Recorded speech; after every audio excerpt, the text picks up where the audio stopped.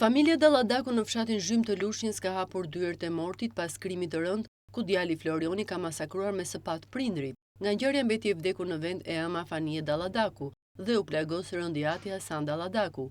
Pasi sulmoi prindrit, Florion Dalladaku mori makinën e të vëllait në përpjekje për t'u larguar, por u kap pak më vonë nga patrulla e policisë në Fier. Familjarët dhe bashkëshortarët e njohin si person me probleme të shëndetit mendor dhe kanë pohuar se ai kurohej prej vitesh dhe kishte qenë i shtruar edhe në spitalin e Elbasanit.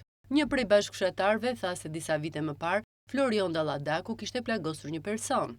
Kajde mori shqitë të doli këshu, pa qëlloj këshu në përporta këshu në përdej. Sa e qunë vjetë duke të qunë në Elbasan të kajo, edhe si vjetë beri këtë polve në madhe, se kishte probleme me familje edhe për para.